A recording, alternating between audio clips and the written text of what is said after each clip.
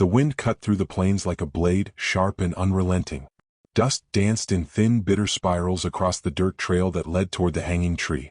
Jack Cutter rode slow, reins loose in his hand, boots coated in road dust, and a silence about him that hadn't lifted in years.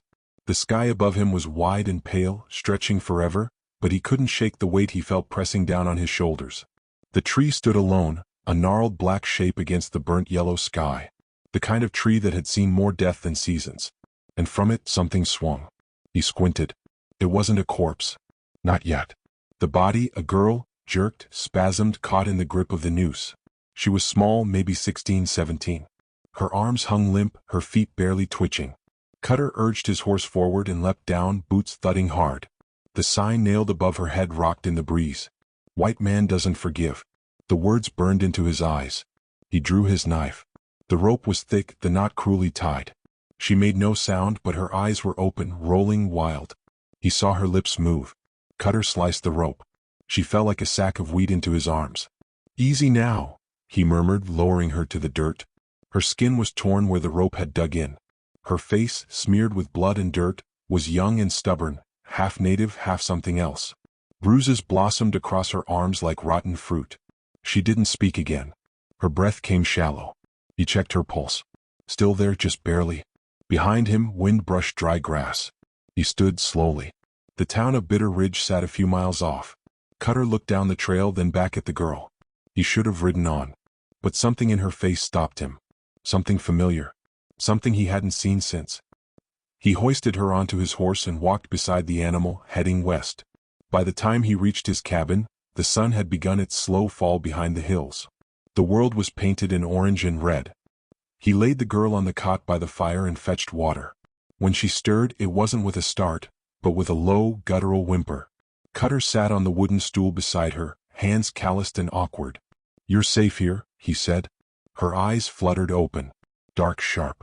She recoiled when she saw him, fists rising with what little strength she had. He didn't move. "Not here to hurt you." "You white?" she croaked. Cutter raised an eyebrow. "Ain't that obvious?" She swallowed. Her voice was cracked dry. "Then I ain't safe." He gave a tired sigh and leaned back. "Maybe not. But you're alive. That's a start." She didn't answer. Her eyes darted around the room, reading it like a battlefield. She didn't trust him. Not yet. Maybe never. Cutter understood. He'd seen that look before. On a battlefield. In prison camps. In the eyes of his wife the first time they met. "I'm Jack Cutter," he offered after a moment. "Used to ride with the Union. Now I just raise cattle and try to stay out of other folks' wars." Her gaze didn't soften. "That's so." "Mostly," he muttered. "What's your name?" She hesitated. He waited. "Mariah," she said finally. He nodded. "You remember what happened?" She blinked. "I was with my brother. They came at night. Lit our wagon on fire. Shot at us. We ran." "How old's your brother?" 10. "Where is he?" Her jaw clenched. "I don't know." The room went quiet. Only the fire spoke.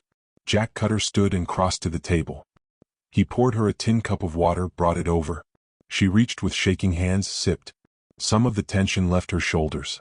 He saw her eyes dart to his rifle mounted on the wall. "You try to kill me," he said dryly. "You better aim better than the last 6 men who tried." She smirked just barely.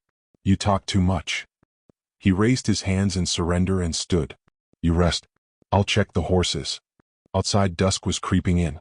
Coyotes howled in the distance, low and hungry. Cutter fed the animals and locked the barn. As he turned to go back inside, he saw movement near the fence. A figure. Slim. Pale. Watching. Cutter's hand fell to his sidearm. "You best announce yourself." The figure didn't move. Then it stepped back, just one step, and vanished into the growing dark. Cutter didn't sleep that night. He sat by the fire with his rifle laid across his lap, eyes on the door. Morning came slow and gray. When Mariah woke, she moved better. Ate a little. Watched him like a hawk. "I need to find my brother," she said flatly. "I figured. You gonna help?" He didn't answer at first. "I buried my wife a long time ago. Comanche. Name was Elu." Mariah blinked. Town called her a savage. Said I was a traitor. We lived outside their rules. Paid for it. She stared at him. "They hang her too?" "No," he said, voice low. "Men like Boone don't hang women like her." They just burn their houses down and blame it on Indians. At the name, her body stiffened. Sheriff Boone, she said. He was there. He was the one who wrote the sign. Cutter nodded slowly. I thought maybe he was bluffing, he said. Looks like I was wrong. He's got my brother, she whispered. You sure? Her eyes burned. He said it. Right before he kicked the barrel. Said, tell your savage brother the white man doesn't forgive. Cutter stared into the fire. Then he's making this personal. Mariah reached for her boots. You're not walking out of here yet, he said. Watch me. You'll fall over before you make it 10 feet. I'd rather die moving than wait here for your pity. He stood, walked to the door, then turned. You don't need pity. You need a plan. She froze. He opened the door, letting the morning light spill in. We'll ride for Redwater tomorrow. That's Boone's turf. If your brother's anywhere, he's there. She looked up at him. The hardness in her expression softened just enough. Why help me? She asked. Cutter hesitated. Because once someone helped me. And I was too broken to ask for it. She said nothing. He walked out into the cold, his hand brushing the scar across his chest. An old wound from the war, long closed, never healed. Behind him, in the silence of the cabin, Mariah rose from the cot and looked at the tree line through the window. She whispered to herself, Hold on, Levi. I'm coming. From the distance, unseen, a pair of eyes watched them from the hills. And the sign from the hanging tree still rocked gently in the wind, now empty of its weight, but heavy with warning. The morning broke sharp and blew over the plains, but the cold hung on like a bad memory. Jack Cutter packed the saddlebags in silence while Mariah watched him from the porch, wrapped in a worn duster too big for her shoulders. Her face was pale but set, jaw clenched like a fist. The bruises around her neck had darkened to angry purple, and she moved stiffly, one hand pressed to her ribs. You sure you're ready? Cutter asked, adjusting the rifle across his back. I was ready yesterday, she said. You were the one who made me wait. I wanted daylight. Boone don't care about daylight. He didn't argue. He handed her the reins to a mare named Dusty, patient and gentle. She mounted awkwardly, wincing as the saddle pressed into her side, but she didn't complain. He respected that. They rode out slow, the prairie yawning wide and empty around them. Cutter's cabin shrank behind them until it was swallowed by the land. Ahead, Redwater waited like a sore tooth, an old mining town that hadn't been lawful in years. Mariah rode a few paces behind, keeping her eyes on the horizon, scanning every ridge, every rock, like something might spring out from the grass. Cutter noticed. She wasn't just watching for her brother, she was expecting ambush. You ever been in a gunfight? He asked over his shoulder. I've been shot at. Not the same. Close enough. Not when bullets start skipping off rocks and folks start screaming. I don't scream, she said. He didn't doubt it. They made camp just past the river, where the water curved like a broken spine. Cutter built the fire low and small, tucked beneath a half-ring of stones. Mariah sat opposite, chewing on hardtack, quiet. When did your folks die? He asked gently. She stared at the flames. When I was 10. Fever took Ma. A bullet took Pa. Whose bullet?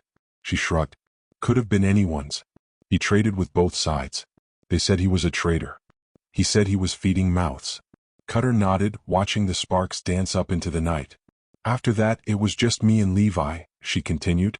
I was more mama than sister. Kept us moving. Didn't matter how far we went, men like Boone always found us. He's been after you before? Not me. People like me. He don't like mixed blood. Calls it a disease. Cutter spit into the dirt. Man like that doesn't believe in justice. Just control. She glanced at him. What do you believe in? He didn't answer right away. Survival. Peace when I can find it. Redemption when I deserve it. And do you? I don't know, he said. But I keep trying. They rode again at first light. Redwater came into view late in the afternoon. Dusty streets, broken buildings, and crooked signs. The town looked like it had been built in a hurry and abandoned in disgust. A few riders loitered outside the saloon, hats low, eyes mean. Cutter saw rifles strapped to backs, pistols slung too high, too clean. Boone's men. They dismounted outside a half-collapsed livery. Cutter tied the horses and nodded to Mariah. We don't ask too many questions. We listen. Watch. Move fast if we have to. Mariah's eyes had gone flat again. If we see him, Boone, what then? Depends on what he does, Cutter said. But if he's got your brother, we won't leave without him. They walked the main street slow, Cutter scanning every door, every shadow. The town had a smell, sweat, smoke, and something sour beneath it like rot. Mariah tensed beside him when a tall man stepped from the general store and spat near her boots. "Careful," the man sneered. "Dogs don't belong in town." Cutter stepped between them. "She's with me." The man looked Cutter up and down. "You always walk with trash?" Cutter smiled, but it didn't reach his eyes. "Only when I've run out of snakes." They moved on. Mariah said nothing, but her fists were white-knuckled at her sides. Inside the saloon, the air was thick with pipe smoke and the slow twang of a half-tuned piano. Cutter pushed through the doors and let his eyes adjust. Men leaned on the bar, slouched in booths, whispering and watching. One figure sat alone in the back, boots on the table, spurs still dusty. Boone. His eyes found Cutter instantly, like a vulture spotting a fresh corpse. He smiled without humor. "Well, I'll be," Boone drawled. "Jack Cutter. Thought you died with the rest of your morals." Cutter didn't flinch. "Still got a few left. Found one hanging from a tree 2 days ago." Boone leaned forward. "She still breathing?" Mariah's hand inched toward her belt. Cutter said low, "Not here." Boone stood slowly. He was tall, snake-thin, and wore a star on his vest like it meant something. "You got no jurisdiction here," Boone said. "This town belongs to its own law." "I'm not here for the town," Cutter replied. "I'm here for the boy." Boone feigned ignorance.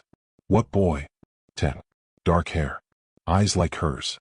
Boone looked at Mariah, then back at Cutter. "Can't say I've seen anyone like that. But even if I had, mixed blood's not a thing we shelter here." Cutter's voice lowered. "You hang a girl, you leave a sign. That ain't law. That's murder." Boone leaned close. "It's warning. This land's been bled dry by savages and traitors. We're just talking it back." Cutter's hand dropped to his belt. The room froze. Then Boone laughed and stepped back. "I'll tell you what, Cutter. You want to dig through garbage for your little savage runt? Go ahead. But if you find him, don't bring him back here." He turned and left through the back door, boots clinking on the warped floorboards. The tension snapped like a string. Cutter turned to Mariah. "Let's go." Back in the street, they walked fast toward the edge of town. Boone's laugh still rang in Cutter's ears. "What now?" Mariah hissed. "He knows where Levi is. Then we follow him." "No," Cutter said. "We draw him out." They returned to the livery. The owner, an old woman with a shotgun and no patience, gave them a room in the hayloft. Cutter barred the trapdoor and kept his rifle close. Mariah lay on the straw beside him, eyes wide open. "You believe he has Levi?" she asked in the dark. "I'd bet my last bullet." "You ever lose someone?"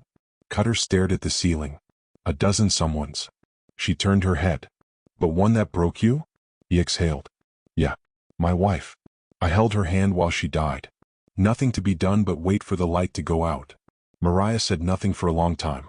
Then she whispered, "Levi ain't gone yet." "I know. You really gonna help me?" "I said I would." "You don't owe me." "No. But I owe someone else. And I think she'd want me to keep my word."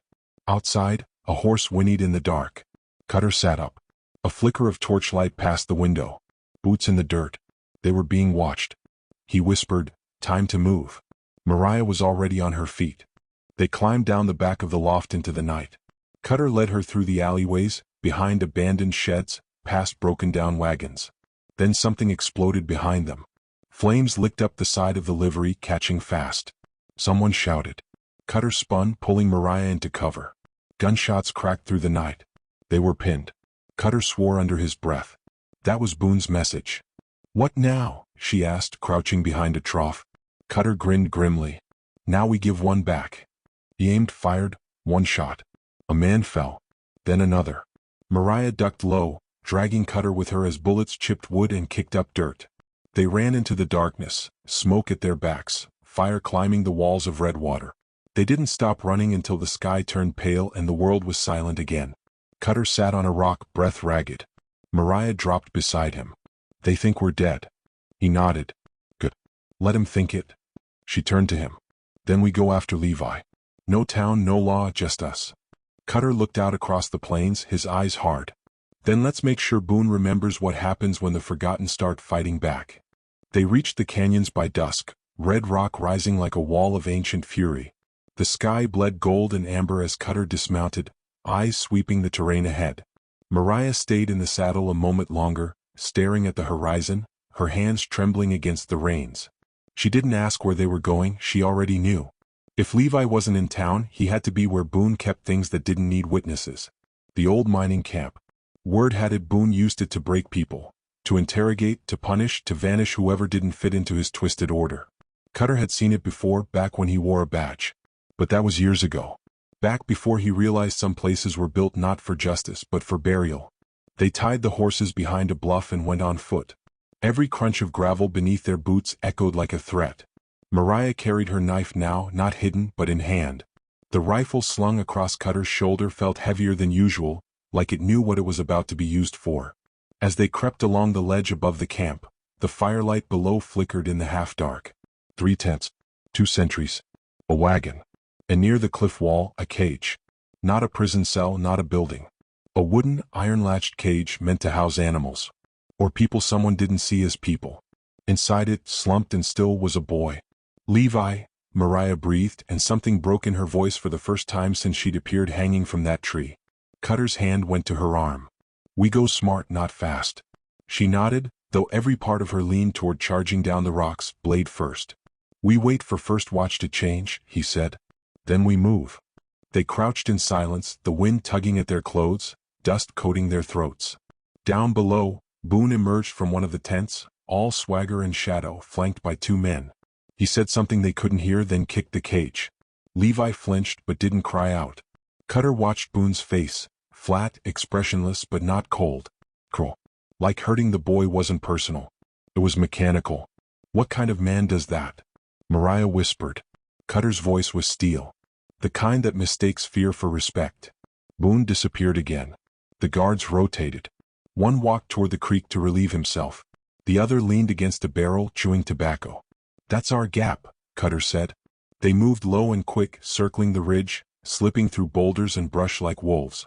When they reached the base of the camp, Cutter raised his hand. 1 guard. Easy. He rose, drew his knife, and moved. It was done in seconds. The man slumped without a sound, dragged into the shadows. Cutter returned to Mariah and nodded. Go to the boy. Quiet. I'll cover you. She didn't hesitate. As she ran, Cutter took aim at the edge of camp, eyes flicking for any movement. Mariah reached the cage. Levi didn't stir until she whispered his name. Levi. It's me. I'm here. The boy's eyes blinked open, swollen and red. Raya? She choked a sob and unlatched the door. Come on. We're getting out. He tried to stand but his knees buckled. She caught him, pulled him close.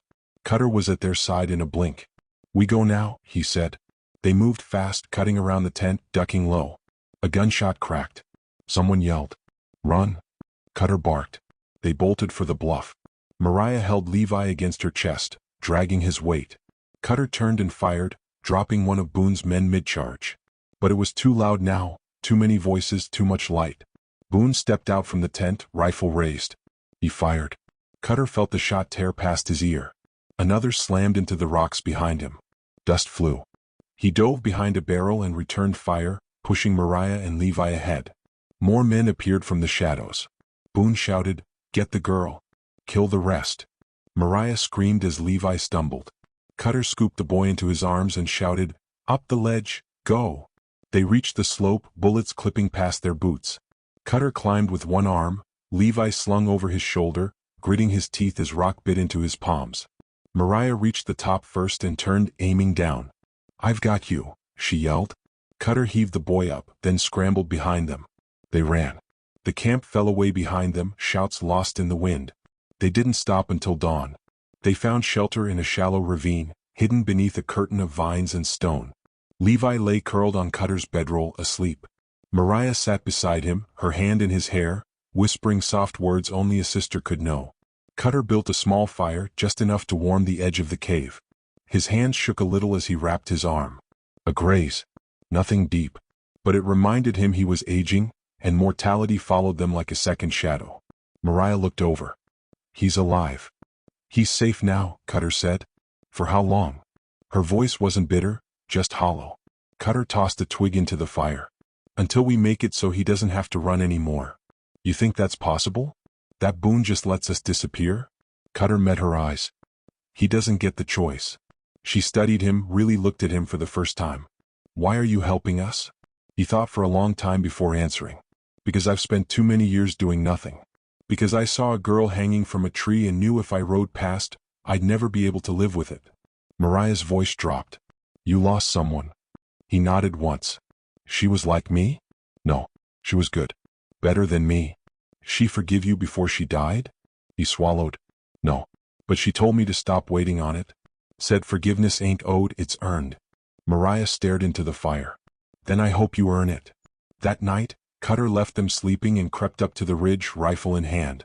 He watched the moon and listened. Nothing moved. Then a whisper, a twig snapping below.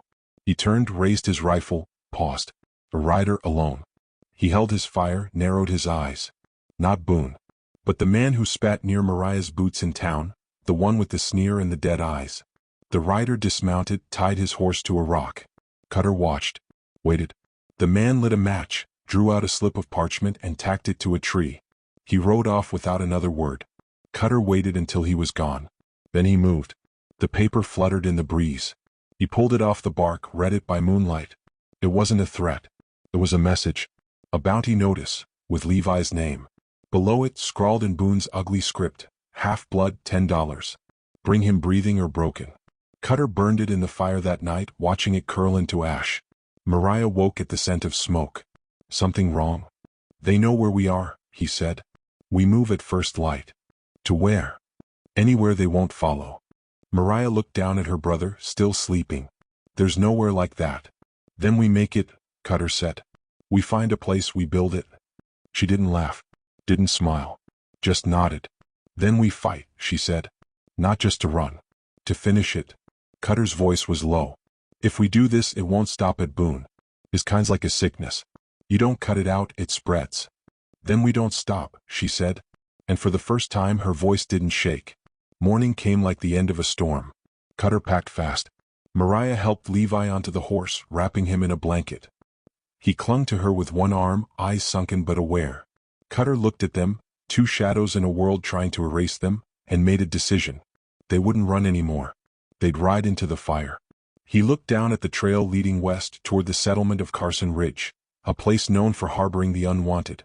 Boone would come. But this time Cutter wouldn't be chasing ghosts. He'd be waiting. And Boone would learn what it meant when the hunt had stopped running and drew the line. The town of Carson Ridge appeared like a smudge on the pale morning horizon, its wooden rooftops and crooked chimneys barely poking through the desert heat.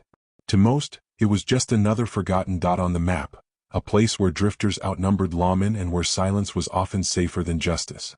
But to Cutter, it was a place with walls that could give Mariah and Levi one last chance at living without a noose or a bounty chasing them down. The three of them rode in slow.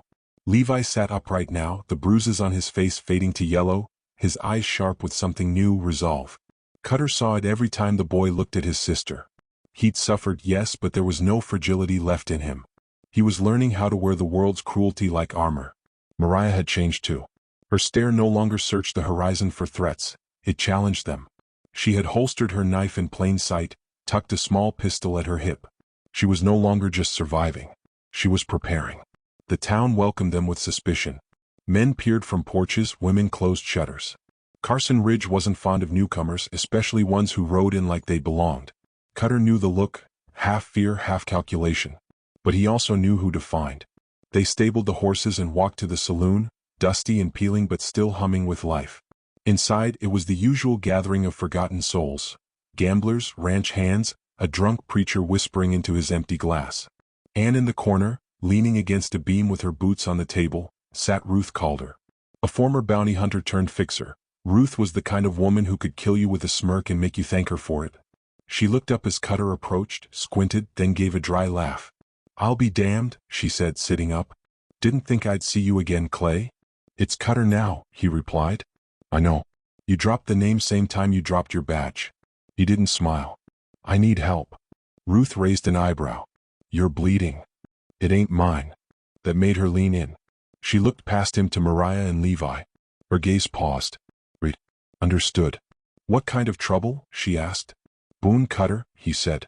And whatever bastard men he's paying these days. Ruth cursed under her breath. He's gone worse since you left. Controls trade routes north. Bought half the judges in 3 counties. What did you do to get his attention? I cut his rope, Mariah said. That earned a long silence. Then Ruth stood, grabbed her rifle from the corner and nodded. All right then, she said. Let's ruin his day. The plan was quick, simple, dangerous. They weren't going to run anymore. They would bait Boone into a fight, on ground they chose with allies they could trust. That night, Cutter sent word through Ruth's old network. Riders loyal to no man but their own survival. A handful answered, Sharp, a silent tracker with a grudge against Boone, the twin Diaz brothers, deadly with blades and dynamite, and an old preacher named Elias who once buried a family Boone had slaughtered over a deed. They met in the burned-out church at the edge of town. Rain pattered against the ruined roof, the altar broken, pews half-rotted. Elias lit a lantern. This where we make our stand? Cutter nodded. Boone rides in tomorrow. He thinks we're hiding. We won't be. Sharp spat. You better be right, rancher. You called ghosts into this war. Mariah stepped forward. He put a child in a cage and set a price on his life. They went quiet. Then Ruth said, Hell with it. I've died for less noble causes. They fortified the town. Barricades. Sniper points. Routes for fallback. Everyone had a job. Levi helped carry supplies. His hands trembled but never dropped a single plank of wood. Mariah trained with Ruth, fast learning how to reload under pressure, how to duck, how to aim. Dawn came like the ticking of a bomb. Low clouds. No wind. Then the sound, thunder. But not from the sky. Hoofbeats. Boone came with 15 riders. Guns. Torches.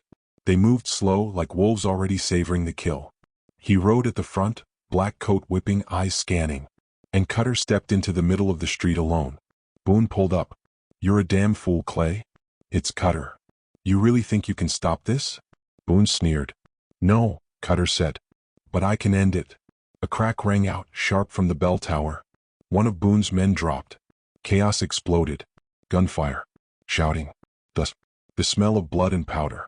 Boone's men split. Half went for the stables, the rest charged the saloon. Ruth and the Diaz brothers laid down fire, pinning them against barrels and crates. Mariah moved like a ghost between buildings, taking shots with deadly calm. Cutter fought in the open, rifle roaring with every shot. He dropped 2 men, then ducked behind a cart as bullets tore into the wood. Boone dismounted, stalking through the smoke like a man possessed. He saw Mariah. Fired. She dove. The bullet grazed her arm. She spun, fired back. Boone kept coming. She ran for the chapel. Inside, Levi hid behind the altar, Elias guarding him with a shotgun. Mariah burst through the door. He's here. Elias nodded. Then we keep him out. But Boone was already there, kicked the door open, eyes wild. Cutter wasn't far behind. He came through the side, tackled Boone into the pews. Wood shattered. They rolled, fists flying, grunting, grappling. Boone was stronger. Years of killing made his muscles quick with cruelty. But Cutter had rage. He grabbed Boone's wrist, twisted until the gun dropped. Then came the knife. Boone slashed, caught Cutter in the ribs. Blood poured. Cutter howled, punched, wrestled the blade free. They broke apart. Cutter stood first. Boone rose, grinning despite the blood. She's just another stain, Cutter. You can't protect her. Cutter raised his gun. No, said Mariah. She stepped forward, took the revolver from Cutter's hand. She faced Boone. Don't beg, he hissed. I'm not. She pulled the trigger. What? Boone staggered. Twice. He dropped to his knees. Then a final shot, square to the chest. Silence. The storm passed. Boone was buried at the edge of town. No cross. No marker. The bounty was burned in the chapel fire. The townsfolk didn't ask questions. They'd seen enough ghosts to know which ones deserved to stay buried. Levi healed. Mariah didn't hide her scars. Cutter stayed, helped build a schoolhouse, planted roots. One night, months later, Ruth asked, was it worth it? Cutter looked out at the stars. She was hanging from a tree, he said, voice low. Now she's free.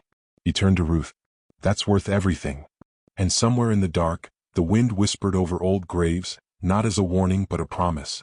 The West remembers the blood it spills, and who stood tall against it.